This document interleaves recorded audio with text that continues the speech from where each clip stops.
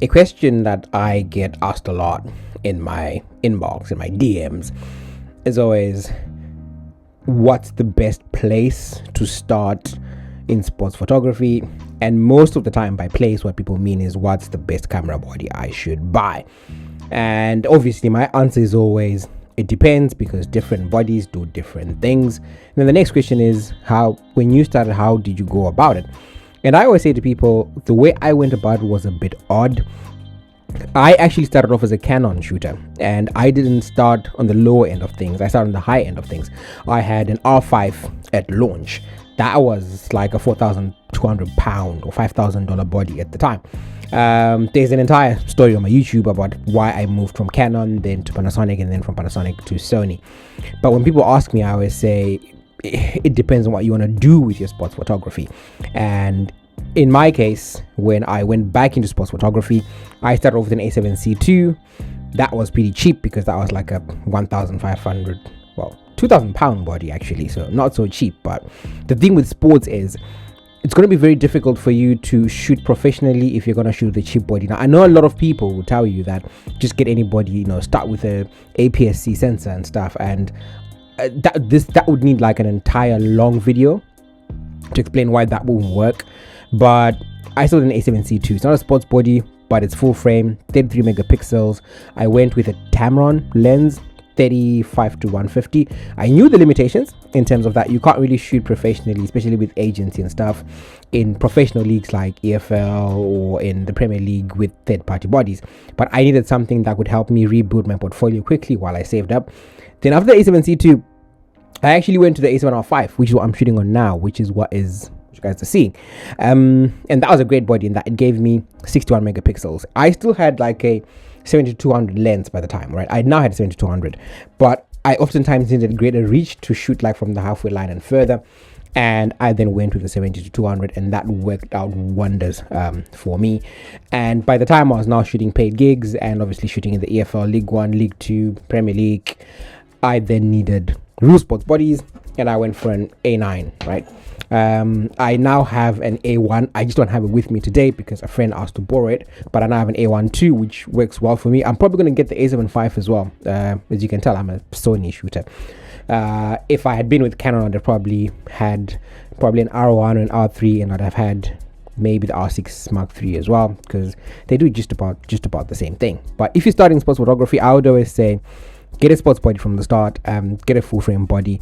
I know a lot of people say start small. It didn't work out for me, and I always felt like it always meant that later on in future I was always going to get a body, and then when I get that body I was going to need to upgrade it, and I didn't want to do perpetual upgrades. I mean, it really hurts me now because I got the Sony A7C II. I had to sell that at some point because I just had no use for it, and now when the A7 V is here and the A1 II is back, I would ordinarily have had to sell the A7R5, but I just might keep it because I like it for wildlife and landscapes and stuff. But that's like, a luxury sort of thing.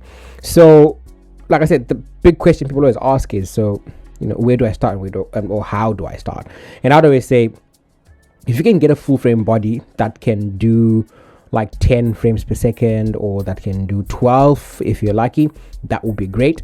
And don't be scared to go second hand, because sports photography bodies are notoriously expensive, but you can really go cheap. You can get like the old 1DXs if you're on Canon, and you can get those for pretty cheap till today, and they'll do the job. And then after that, just build it second hand if you can. If you've got the money, then go new, but just always get the correct gear, because you never know when opportunity calls. Like in my case, I was shooting non-league one day, and all of a sudden there was an opportunity to go and shoot in the EFL in League One, and I needed the correct gear. If I didn't have the correct gear at the time, I would have needed to either rent it or borrow it, or sell what I have and then get new gear. Now, I don't know how much you know about selling kit and stuff, but it's not always easy to sell on eBay. I mean, it's easy, but it can take a bit of time for you to get your funds. And companies like MPB that used to buy really quick, they now take out like up to 10 days to pay you for gear. So you could lose opportunity on that. So that's what I would say. And I would obviously say, always keep an eye out for lenses. I have a 70-200 and a 400mm lens. I probably will not change those lenses for the next 15 or 20 years. But as you can tell, I bought the A9 in November. We are now in December, and there's now a Sony A7 IV. Now, I don't lie to you, I love the 120 frames per second that you get with the Sony A9, but if I went back in time and the Sony A7 IV had been available, because this is $6,000 and the Sony A7 IV is $2,500, I would have bought two Sony A7 Vs, because 30 frames per second, I shoot football, that is fine, it's great.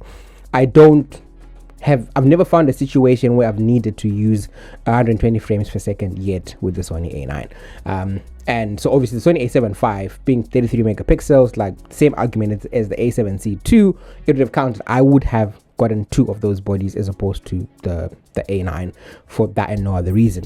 The point with that being that bodies do change, so we could get to the end of year next year and there could be another body and I'll be saying, yeah, maybe that would have been the one, but my lenses are going to be, they're going to be consistent, and obviously it's going to be expensive to change and move. I think the only thing that I used to feel like would ever make me move once I landed on Sony to go to Nikon was because of the 400mm with a built-in teleconverter. But when I started shooting, like I said, in the Premier League and shooting in the Championship and EFL and League One, the thing that then pops up is that you can't really use teleconverters. I mean, you can, but you're going to struggle to find takers for pictures with a teleconverter, and that's been my experience. So that kind of like sends it, a little bit down the drain. So I would always say keep an eye out on the lenses if you can. Say for the ones, don't fall for the trick of getting the slightly cheaper lenses. I'll do a video about it where Sony have got something, they've got a 300mm lens f2.8, which is like half the price of a 400mm. And if you have a body that can crop in, like the Sony A7R5, YouTubers will tell you that, hey, look, you can get the same equivalent field of view by going into APS-C mode, which can work. But the problem is they'll often tell you that the 300mm is just as good as the 400mm.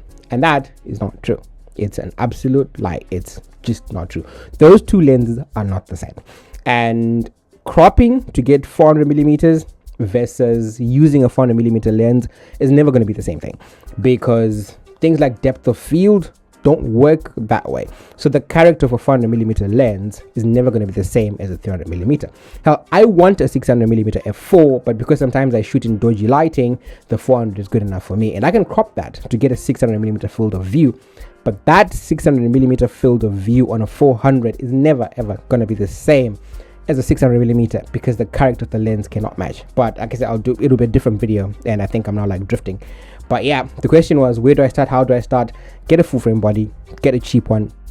It can be difficult doing it on the Sony system, so you can do it on the Canon system. You can definitely get the 1Ds. You can really get them cheap. I think I saw one being sold for like £300 the other day on Facebook. That is the steal.